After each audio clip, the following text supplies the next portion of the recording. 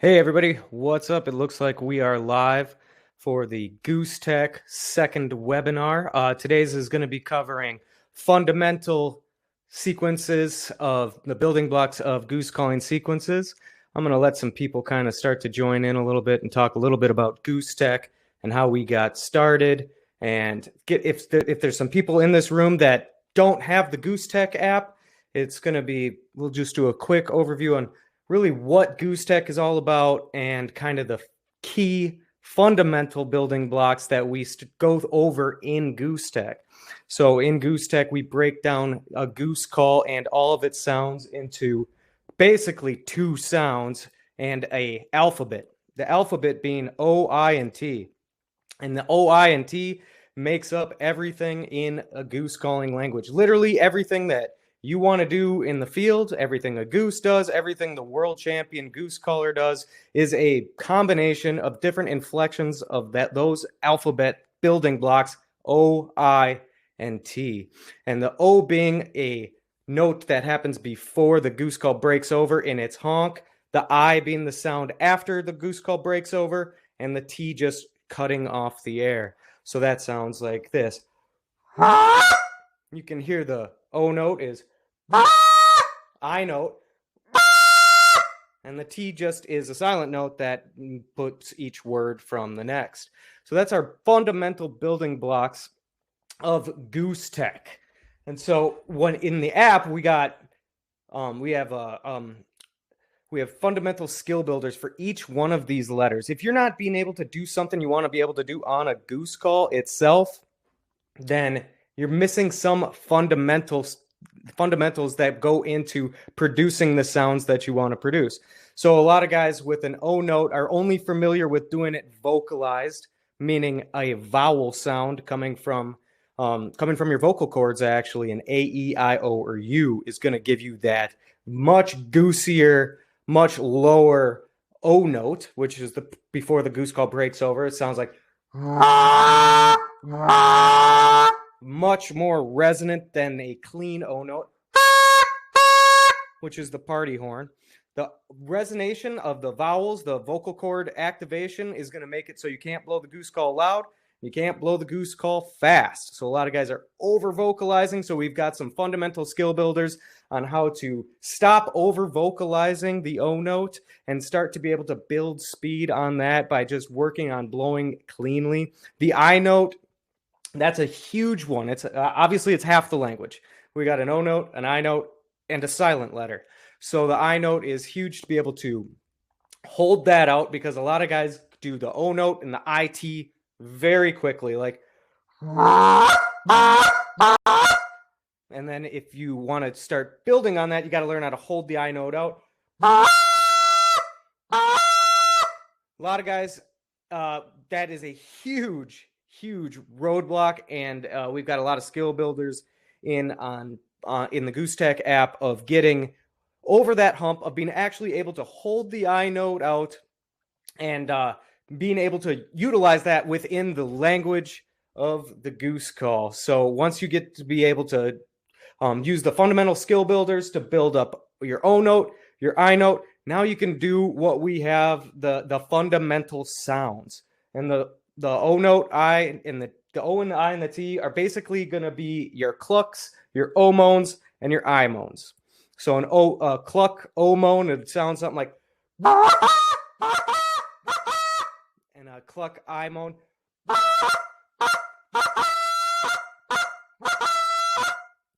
And so now we're getting all the different sounds that we can.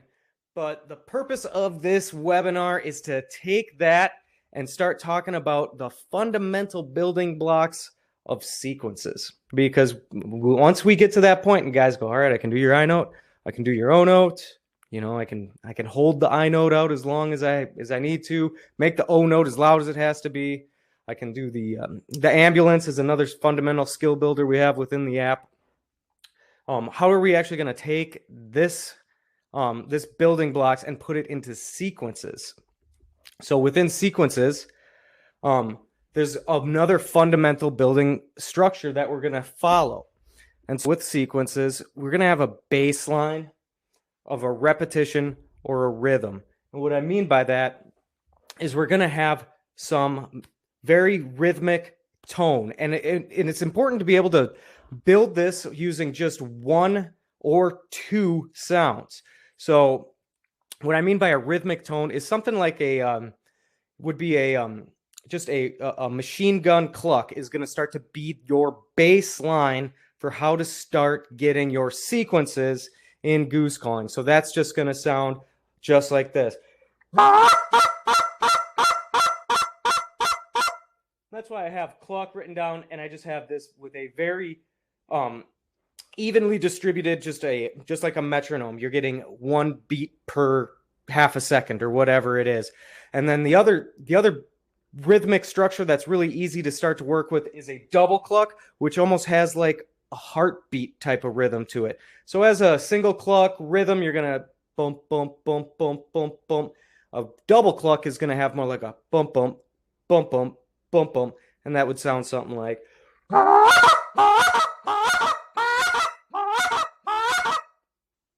And that's a baseline rhythm of building a sequence off of it. When you're and speed is another thing that guys get really hung up on. How do I start going fast? Well, we're not going fast here and just pressing the gas pedal down, and now we're going 85 miles an hour, and we're doing that for a half an hour or something like that, or for 60 seconds. We're doing it for like 20 seconds. So that comes off of your baseline. So if I'm doing a sequence while I'm goose hunting, it's being built off of my metronomic boop, boop, boop for the clucks, or the heartbeat style for the double clucks. So if I'm building or if I'm going back off of it, that is basically sequencing. That's the basic fundamental structure of sequence building in a goose call. And that sounds like. I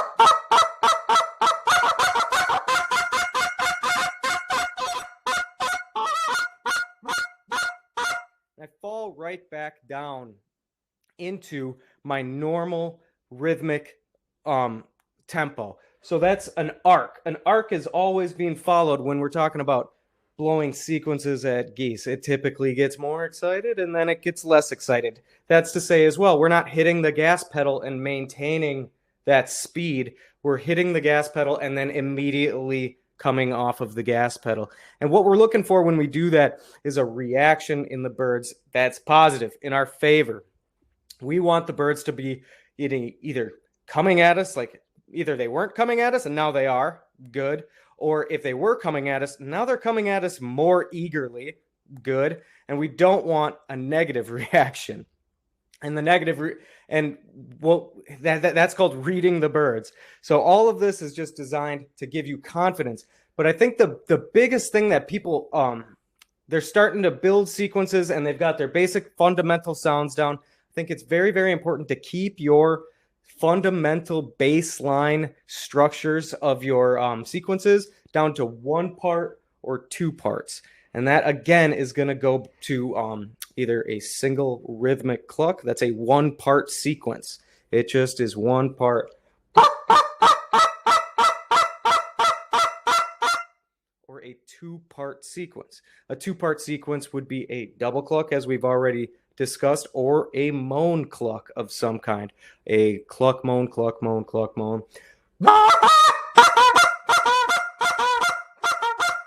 And if you listen to that last one I did, that was almost a three-part sequence where it was cluck, moan, cluck, cluck, moan, cluck. And it's hard for me to build anything off of that. It's good for me to do the three-part sequences are good for regaining your breath, because I can go cluck, cluck, cluck, cluck, cluck, cluck, cluck, and regain my breath. But when I want to start going fast again and going into an arc, I'm going to go back to a two-part sequence. So two-part being, stuff you hear like a hiccup.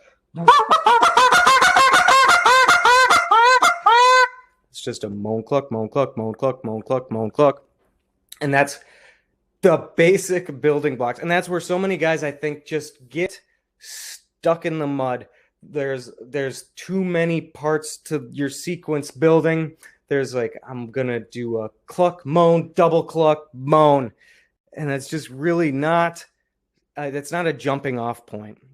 And when we are talking about doing really, really fast stuff, we're doing that as a jump off point from that one part or two part.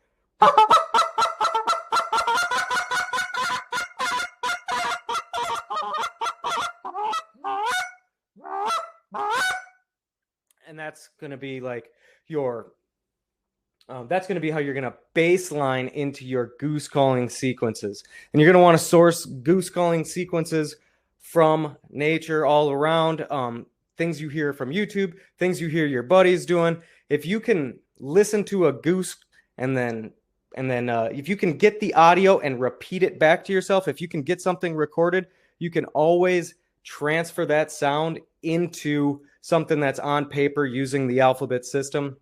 And that's a system that I've broken down in the app, and also kind of talked about it with guys in my one-on-ones. It's a process of doing like onomatopoeia.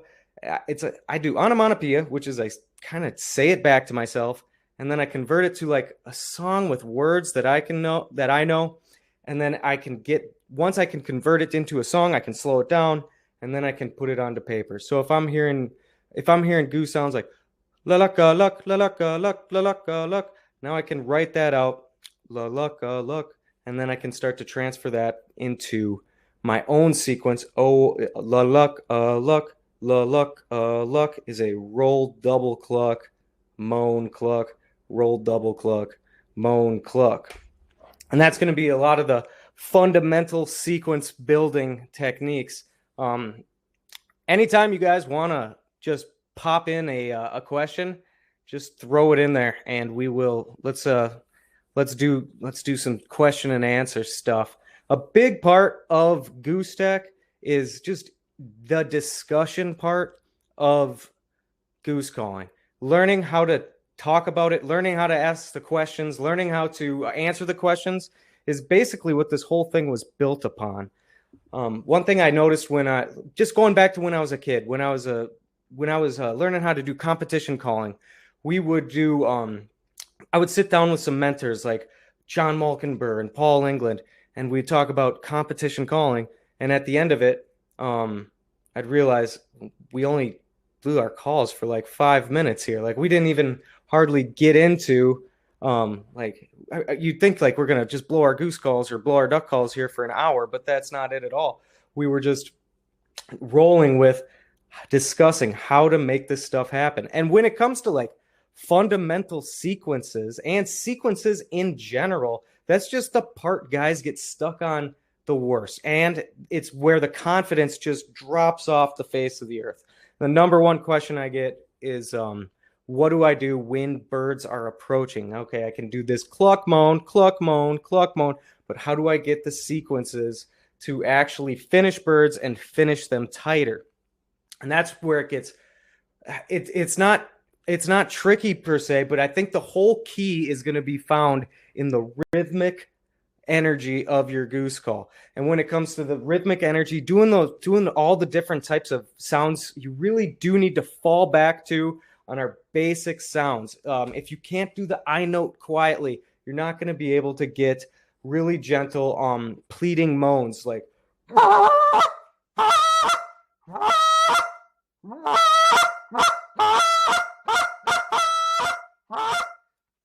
and even just doing your quiet clucks can be a challenge if you have to hit your I notes so you're hitting it so it's very, very loud and very, very aggressive.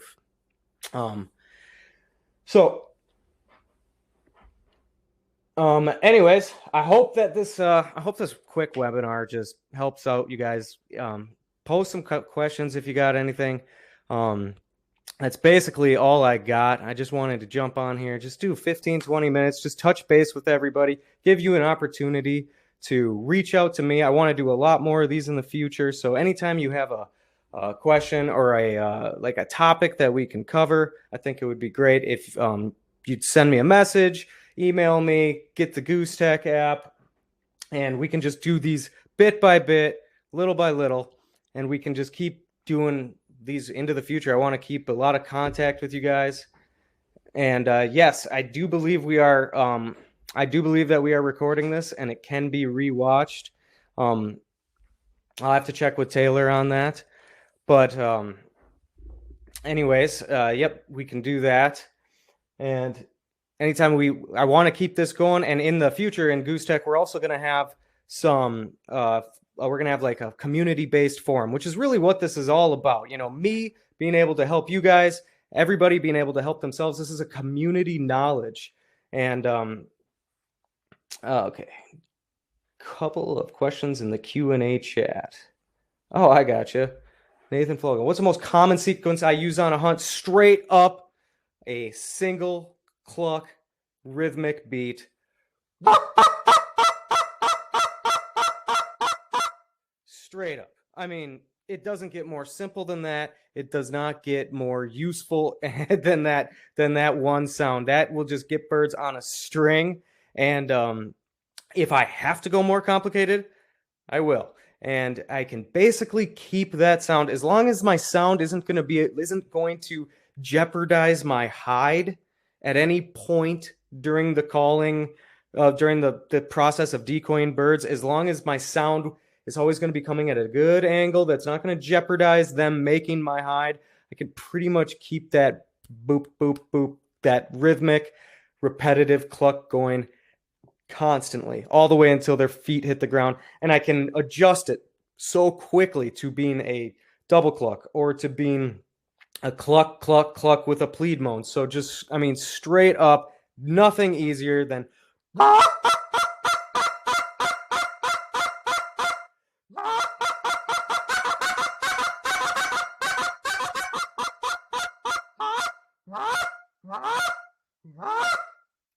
and some examples of holding the I note. This is going to be a big process for most guys learning, because when you get a goose call, the first thing you're going to do is, okay, all right, I'm going to learn how to blow a goose call. You're going to sound something like this. All right, some problems going on there. Number one, sounds like a party horn. So the first thing guys do is they start to vocalize.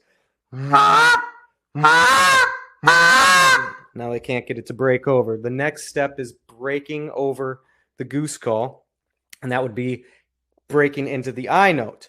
So the guys will learn real quick that if you do the IT super fast, you can get the goose call to break over. Holding the I note is being able to get past that really fast IT, which I call T-Dependency, and being able to hold the I note out. So that would sound like, and I held it almost all the way to the end there. I fell back into an O.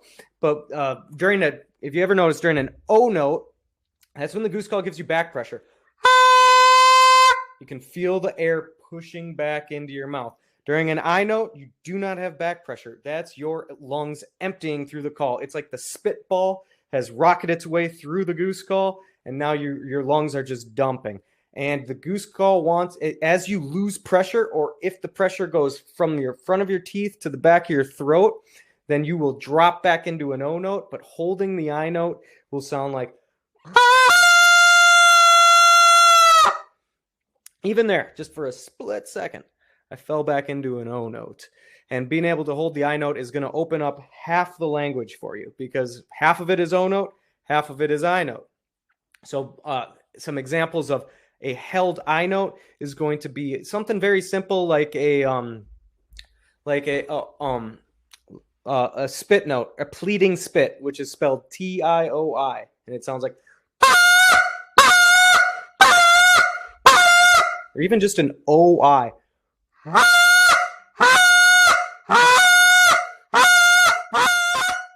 That would be like an O-I-O-I-T there at that last one. And also, holding I notes are going to be required for doing all of your rolled double clucks and all of your pleading anything. Pleading anything is going to be held I notes. Held I notes are also easier to do at a higher pressure and a louder volume. They're always going to be easier to practice, like if you just can't get it, and a lot of people can't. Especially if they're in that that really fast IT. You hear a lot of that. A lot of guys won't be able to get the held I note. Start loud, start with a lot of volume, and start with a lot of pressure. And then start to work your way down, because it's easier to get that I note starting loud, like, and just hit it without the T note, hit it without touching the tongue to the roof of your mouth, and then start work on holding it out.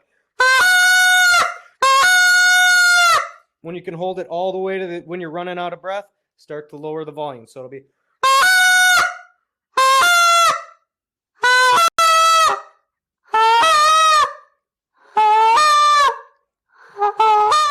Now you see where I start to fail. That's as quiet as I can do an I note. And I like to think that there's almost no limit to how quiet you can do it. You just got to practice and find the right constriction and pressure placement to keep that I note held. But your I note being held is so important for getting very, very, very gentle clucks. And also doing like pleading moans, I note moans, when you're calling at geese that are very close.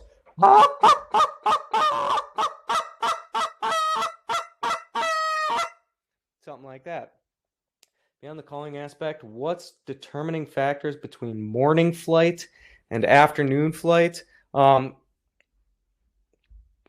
the calling, just in a general hunting sense, how do I know if it's going to be a morning flight or an afternoon flight? Right now, once you're getting to this part of the season, you're dealing with mostly afternoon flights.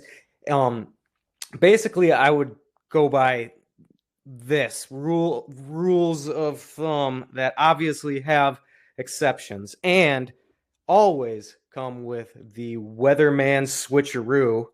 But we're dealing with a lot of afternoon feeds, and if you're going to have a warmer, cloudy day, they will go out before sunset. The time that I found is most likely for them to start going out before sunset, now that we're in this time of year, is going to be at the high temperature of the day for geese when they're going out to fields. If that high temperature comes at 10 a.m., they're going to start then. If it's mostly, it's mostly like around noon. If you're just going to have a cloudy, warm day. If you're going to have a clear day, that time is basically always around sunset. So when I am scouting, I'm finding a field, it's not really how I'm going to hunt the field that's the most important aspect at this time of year. It's when.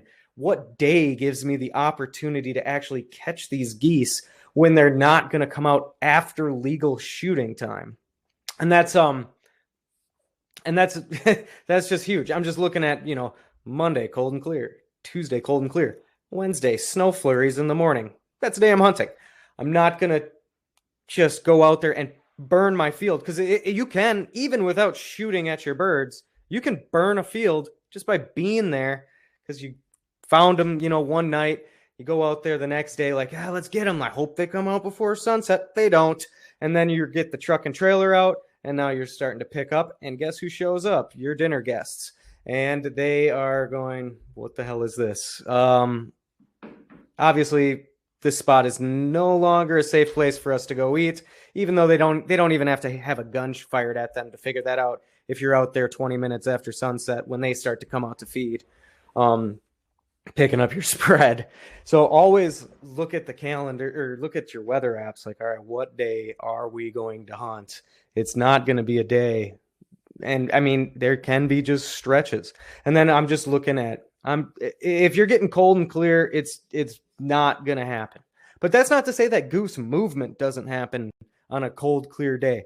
They move around. You can see them like flying from sometimes when they go out that late to a roost, to a feed, like the night before is cold and clear, they'll go out to a feed. Now they sit there till it's darn near twilight. And a lot of times they won't go back to the roost. A lot of times they know about a nearby pond or other spot they can sleep. And then in the next morning, they'll make their way back to the roost. And a lot of times midday will make their way to a grass spot. So you can have spots during these cold, clear days when they're not going to go out to a feed, but they will be going around town. They will be doing stuff, not much stuff, but position yourself to be able to catch them. If you know that they're sleeping on some nearby spots to the feed and will be making their way back to the roost the next morning, try to get on that traffic line. It's not the most obvious traffic line. You got to be there in the morning to see it, and see if you can't get on water or on grass, because that's the two spots that they're going to be utilizing that day. They will not be using agriculture until after sunset on a lot of days. So you can hunt, you can't hunt agriculture, and your opportunities are going to be somewhat limited, but they are not non-existent. They're non-existent on agriculture. So set yourself up like, okay, well, tomorrow's cold and clear. We want to hunt. It's Saturday. Where are we going to do it? Because you're going to have zero opportunities on that agriculture, basically, or close to zero as you can get. So set up somewhere in the morning. You can always set up in that agriculture for the afternoon, and fingers crossed. I sure hope they come out before sunset. But if you got all day, you can set up on some grass somewhere nearby their main roost, or set up on a waterway that's underneath where they're going to be coming back from. So your day is not lost, but you might be looking at a scenario where you're like, let's hunt 2 spots tomorrow and give that a shot. Let's see here. Okay. Can you explain what notes or sequences you utilize most while hunting over water? Water is going to be very, very, very good for flutes and for tube calls and for short reeds that you have tuned very, very quietly. Water, it just amplifies sound immensely. So all my sequences are going to be very similar. I'm going to use the water as actually a tool to bounce sound away from my hide. I usually will call at the water to create an effect where at least it camouflages some of the origin of my sound. And I'm always going to be blowing my goose call quietly, as pretty much as quietly as I think I can possibly get away with them hearing, because I want to keep sound going at them.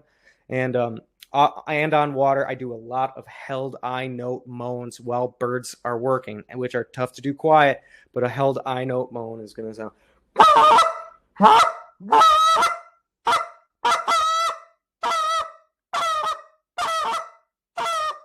I just have noticed that geese in general do a lot of I notes when they're going into water. I'm standing there, I watch them, and when they're coming in, I'm hearing a lot of held I notes. In a scenario over ice, when 80% of your spread is sleepers, would you limit your calling? No, I wouldn't. And another thing, I wouldn't limit my sleepers to just over ice either. I use sleepers all times of year. I wouldn't just use them on a scenario where it's only ice. But no, I do not limit my calling at all. And I would say when it comes to calling and decoys, I'm using as much, or I should say as few resources as I possibly can be to be successful in that. Meaning like, okay, we got a field to hunt tomorrow. Yeah, we could use 1,000 sleepers, but we could probably just use 40. And that's where that's the same I'm going to be doing with my calling as well. Like, yeah, we could get 5 power callers out there, but why don't we just try 2 people doing some rhythmic back and forth before we kick it up a notch? So I would say like calling is necessary to really up your success, but at what level are you seeing diminishing returns? And also there is the problem where calling can make your hide. If they can make eye contact with you blowing a goose call and you're sitting there looking right in each other's eyes like, yeah, that was me. And you saw me do it, didn't you? Yes, I did. So, can you explain sequences over water? What's the most common sequences you use in a hunt? Let's see if we got some other stuff here. Thanks. We'll email you out. Where can I find it? I like talking about these hunting scenarios a lot, guys. Keep them. If you have some more, let me know. Just because I will for sure be wrong on some of these scenarios, and I just love to hypothesize about it and go out and test my theories. And most of the time, I can get them pretty predictable, but I just love to. Every single day is different, and a goose, I feel like always, a goose's pattern is to the weather. A goose is a patternable animal to today's weather. It's not patternable to yesterday. It's patternable to similar weather that it's experiencing today that occurred during a similar time of year when it was on a similar latitude of its migration through the fall. So there's so many variables to think of, like where would it be getting its food sources? How active is it during the day? Why would it necessarily be doing this or not be doing this during the day? How do you determine how many sleepers, feeders, or sentry decoys when you're trying to target geese late season that are heavily hunted? One thing I have noticed when I'm hunting late season geese that are heavily targeted is they start to avoid you before they even get to an opportunity to like hear the calls or make your hide. If you're starting to see birds that are like coming your way and they get to that point like where they can start to see your spread, basically like they're seeing like your spread, but they haven't got introduced to your sound necessarily yet, not any good sound. They might be able to hear like a little flickering candlelight of clucks coming at them, and they for sure haven't made your hide. They're like a half a mile away, but they can start to see your presentation from an elevated position, and they're like, not that way. Now you got a big problem. You have a presentation problem. The presentation is they're like, that's a hunter from a half a mile away. They're not even afraid of you. They're not flaring. They're just going, let's avoid that group of hunters there, and we'll just go this way. And what you're going to want to do then is throw everything out. Your presentation needs to be dramatically different. So a lot of times when I hunt and it's a normal hunt throughout the season, I'm putting out just a loose blob of decoys that looks like some geese feeding and eating and looking around like they're doing goose stuff. And when I see, and this has happened to me before, you see the flocks coming out, like, all right, let's say they got a good line. Let's put a little sound on them. Like, I think they might be able to hear it yet. Oh my God, they turned away from us and they aren't coming back. All right, here's a couple things I've done to get over that. Like that loose blob spread, gone. We're going to just do like, maybe like my kill hole is like 15 decoys. And then the rest of the spread scattered. I might go off to a corner of a field.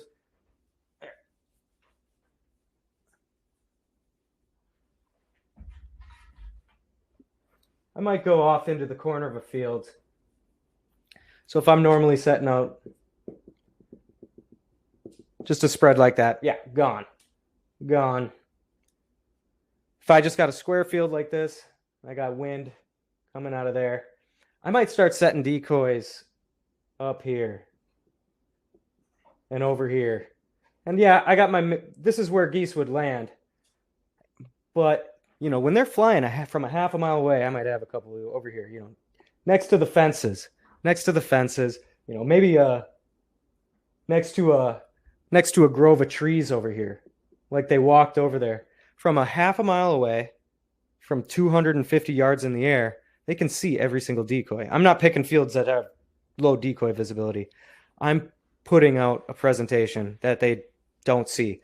But on a cloudy day or on a day when they've had an opportunity to walk all over the place, you'll get fields that, you know, are 80-acre fields, and they have 200 geese in them, and they are just everywhere all over that field. Why? Because they've been walking around in it for 2 hours. They put on some tracks when they walk around for 2 hours. So now I've got a presentation that doesn't look like a hunter. Now I can deal with getting the birds coming at me and not going, that's a hunter. We're going to just adjust that rate, just this flight line 15 degrees. I can get those birds actually going over and saying, interesting. All right. Now I can give them a chance to get scared by my calling or by my hide or something else that, you know, some glare off the silhouettes. But get them to this next step where they're inspecting it like, all right, this is not a hunter from a half a mile away. And in terms of sentries, sleepers, feeders, I've always used a good ratio, like even distribution of all of those, I would say. Like if I were to skew anyway, it would be use more sentries because they have a lot more visibility and they look more natural. And the whole thing about having a lot of sentries makes it look like your flock of geese is nervous is not true, because let's just go out. Let's take a scouting scenario. You go out and you're looking at 100 geese in a field. It is true that if you're just watching them peacefully, undisturbed, feed across a field, you might have 10 sentries. You're like, wow, they're 90% feeders. But we're not mimicking geese feeding. We're mimicking geese feeding at the moment another flock lands with them. So we're not just trying to paint a picture of something that's happening, these geese just in a vacuum with nothing scary or nothing exciting happening around them at all.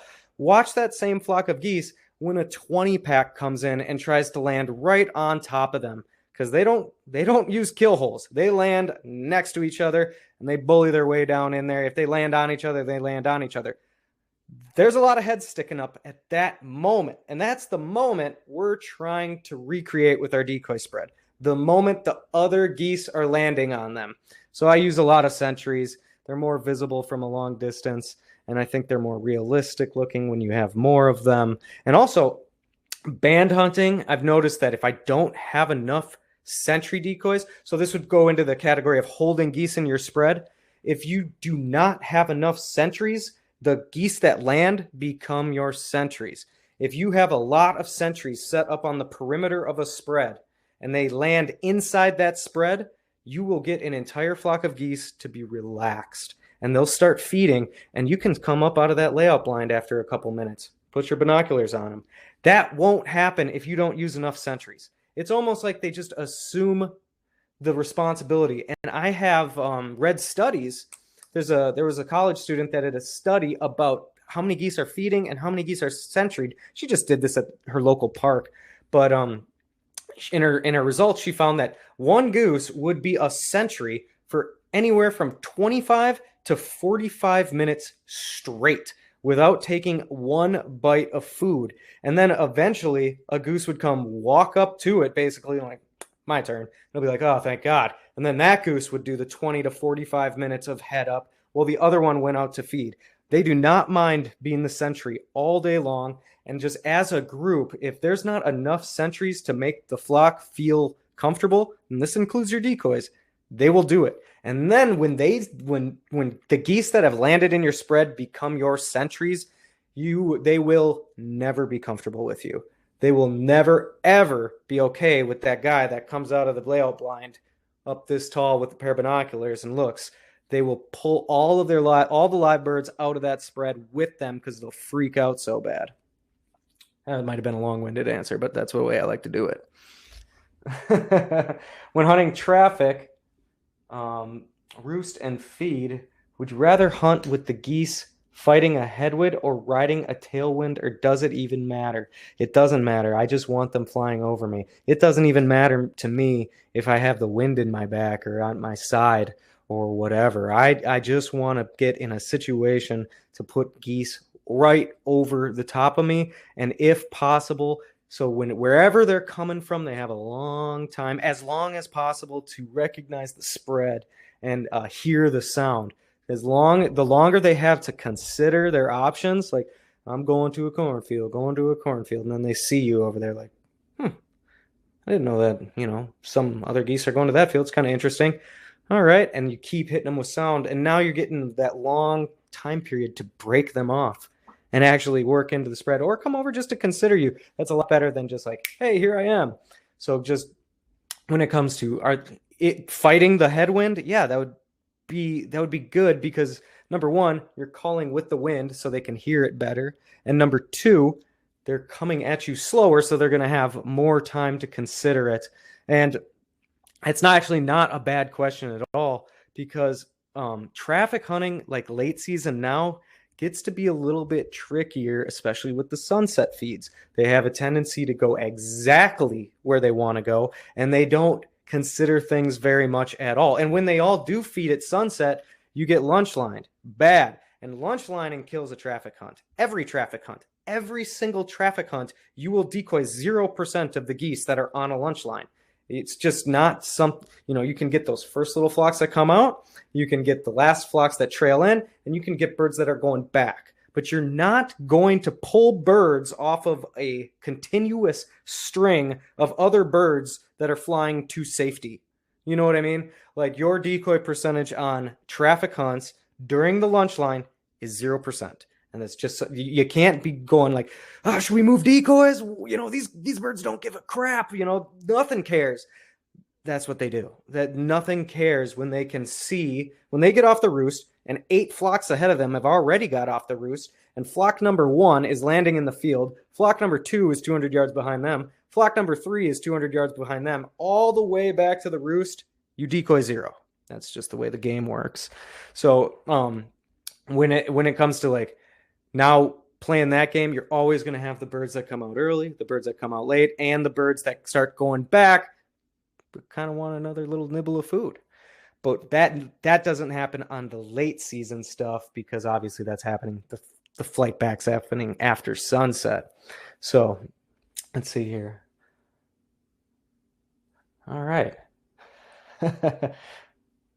Would you set up a large spread in a field if you know hundreds of birds get off a pond in the afternoon, or would you just use less? Okay. Would you set up a large spread in a field you know has hundreds of birds in the afternoon, or would I use less? I'm assuming you mean like in an X field situation, and I know there's hundreds of geese coming to it, and am I just going to set up hundreds of decoys, or am I going to scale it back and use less decoys? Because they're already coming there anyway. That would be a situation where it would be regionally dependent and time period dependent. Like, have you had any of these scenarios where the birds are half a mile away and they veer off you? Don't do that again. Are they getting really battle hardened late season? Is it something where you have some very realistic decoys like some Dave Smiths or some Avian X's, or just something that you can kind of just make, that the birds will come in and you won't spook them? Or is it something like you need to throw the kitchen sink at them because maybe you have a poor hide, and that's just the game, and you're going to have to take what you can get. Okay, and can I talk a little bit more about what type of spots to hunt on what days as far as conditions go? So yeah, like I said, on cold, clear days, I'm going to want to take either ice spots, honestly, like if there's anywhere around a lot of geese, if there's a lot of geese in a refuge, a great way to actually get access to hunting those birds on a cold, clear day and you don't have an X field is look at the public land around it and look to see if you can get on any ice nearby it. So if there's any ice nearby, because on that cold, clear day, your birds are not going to be going out to any agricultural field during the middle of the day. So can I get on any ice spots near it? Or can I get on any grass spots near it? Then the grass feeding is going to start to happen midday as well, south-facing slopes, and the birds can get a lot of their dietary nutrition and take naps and hang out on a lot of grassy spots during the late season. When it comes to, cloudy days, we know they're going to be in an agricultural field for a long time. I'm going to try to I will only hunt places where I have good decoy visibility, no matter what. I won't take an X field if it has poor decoy visibility. It's just too difficult to hunt geese with invisible decoys. And if it's a X field that's all plowed super deep, that's a no-go. We're going to have to run traffic on it somewhere, somehow. Even if there's like a little grass strip, I'll take the grass strip in the X field just so I can be seen. And always, always, always just have good decoy visibility. Never set yourself up to where you're like, I don't know if they're going to see this. I don't know if you're going to shoot any geese. You might get lucky, but it's going to be a very uphill battle. Like I don't think hunting is ever a waste of time if your goose call can be heard and your decoys can be seen, because you can always put some realistic sounds out there and use a handful of realistic decoys, and that will always put geese in a position to consider it. So that's all I'm looking for a lot of times on hunting is a opportunity to make a goose consider their options with me. And if I can put myself in that position, a lot of times a couple of them are going to say yes, and that's going to make a really, really successful hunt. Decoy visibility and the difference, please. Okay, so with decoy visibility, when it comes to silhouettes, my bags of silhouettes have everything in them. So black and whites, regulars, I've even got some like the lessers, like lesser sized ones and big sized ones. I pretty much just got a whole skittle bag of colors when it comes to my silhouettes, and I mix them all up. I don't put any black and whites off to the side. I don't put any these decoys over here, those decoys over there. And when it comes to decoy visibility, what you really want to avoid is plowed fields. If they have that very light plow, that's okay, because you get a uniform surface finish on the field, and that'll make your decoys pop. Flat fields, anything that's flat is going to have very, very good decoy visibility. We're talking ice, we're talking bean fields. And so those are going to be great options for decoy visibility. Another great thing about like silhouettes and a flat field like beans is I'll put a lot of them so the sun hits them broadside. So for the morning or for the afternoon, I'm going to cast an enormous shadow off of that silhouette. I do not believe the common silhouette salesman technique that they disappear and reappear. I don't think that's true. And furthermore, the shadow never disappears. So I really like the shadows you can create with silhouette decoys.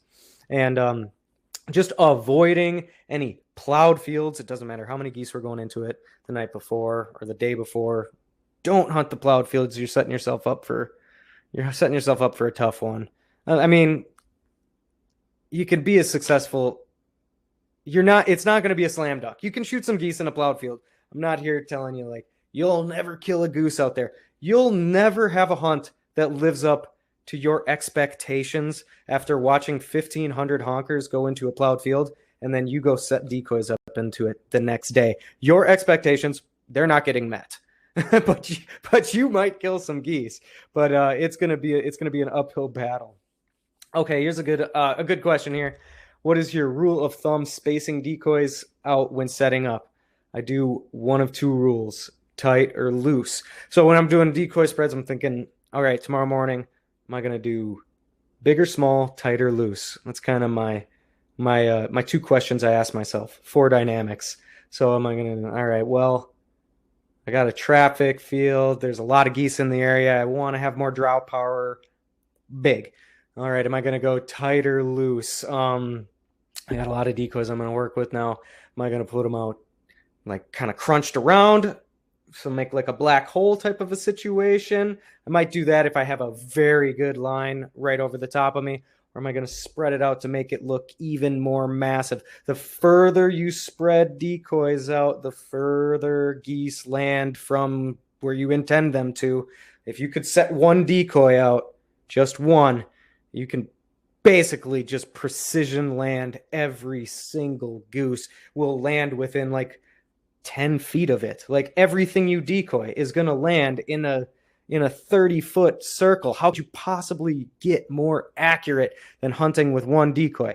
But one decoy doesn't really have the most draw power. So now we're going to start adding more decoys. As we add more decoys, that landing zone area starts to grow as well, and it's growing and it's growing and it's growing. And that's a balance that you have to get. I like to use very few decoys, as few as I can. It keeps the landing zone as precise as possible. That makes it a lot of times to where the wind doesn't matter as much to me when I'm hunting with a smaller spread, because I know they're going to land right there. What does it matter if the wind is hitting me in the face like this? They're going to come in over my left shoulder and land right there where I intend them to. It doesn't matter where my wind came from. As long as I'm hidden well and they never see me as they're on that approach, then they will be landing exactly where I intend them to. Now all of a sudden, like, okay, well, I'm not going to be able to have a successful hunt tomorrow with 18 decoys. Matter of fact, I want to use about 180. Now we have grown that spread to where you probably do want to sit back, have the wind at your back, because those geese are going to land in your decoys, but they're going to be over there, or they could be over there. As our spread has grown, now the wind starts to become a little bit more critical because we've so grown the potential spots for where geese land. I found that I can get that a little bit more precise by doing like a mixture of tight and loose. So like the black hole where I want them to land, like I call it the inverted kill hole. So a lot of times people don't put decoys where they want geese to land. I put decoys where I want geese to land. So it's kind of backwards from what people think. So I'm like, okay, my layout blind, get out about 25 yards straight in front of me. That's where I want geese to land.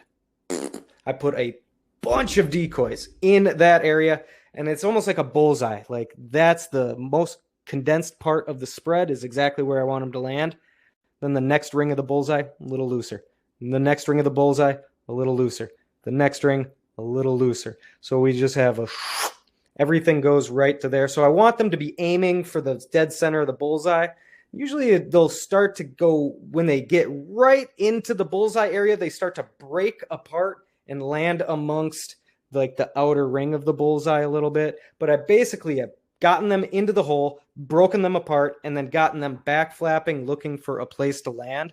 Now, if that's 25 yards out and we say kill them, we got 4 guys, we got 10 or whatever birds back flapping, they are very, very screwed. They're now, instead of like when they're coming and they try to land on your or on like your boot bags, for example, they come in and they split, pew, and you got 4 geese out of a flock of 20 because they came in fast. Whoof, they went left, they went right. This guy rang your ears. That's not ideal. So what I'll do is I'll try to get that really where those birds land, about 25 yards out in front. Socks, silos, full bodies for beginners, for the money, silhouettes. I'd recommend silhouettes. And one thing you don't need is 40 dozen. You could really do a lot of great hunts with 5 dozen silhouettes. You can build your own V boards for them. Now you got a floater spread out of your silhouettes because you built your own V boards. I think the real geese V boards might actually be becoming a thing. I know they got prototypes. I helped build a V board for real geese, and that might be coming out here next year. And you know, if I was selling silhouettes like Dive Bomb is and Big Al is, yeah, I would tell everybody to buy 100 dozen silhouettes because that's what I sell. I don't sell silhouettes. I sell, knowledge. I guess I want people to have the best hunting experience that they can make with their friends and their family. And I think for a guy just starting out, if you got really good on a goose call or decent on a goose call so you can make some good goosey sounds and throw 3 to 5 dozen silhouettes out where geese fly over and, can effectively camouflage, you're going to have some really good hunts right off the bat. And you don't need to invest in a big full body spread or a trailer or even a truck. You get a luggage style bag you can throw over your back, make some good goose sounds and put some decoys out where they're going to see them. You're going to be able to get in a position where geese are going to be making considerations. And I've noticed a lot of times when I use silhouettes, a lot of times, even with good goose calling, I get the birds into 20 yards. Let me put it that way. But the full bodies, when you take it to the next level, the full bodies are going to get you into a lot more scenarios where you get more birds landing, and you can actually start to be like, all right, I need to put more sentries on the perimeter of the spread. Anyways, I'm the new hunter you're speaking of. I'm listening. All right, socks and follows, decoys. Let's see what time it is. You guys, this kind of turned into just a goose hunting seminar. I'm totally cool with that. I love talking about all this stuff. Putting together your sounds and getting your fundamentals correct, getting your sequences is what makes goose hunting happen. This is great to talk about, but remember always, goose hunting is goose calling, and goose calling is goose hunting. Basically, like they don't really exist for me without the other one. Like if I'm goose hunting, that's a scenario where I am putting sound on geese. It's not I'm hunting on an X.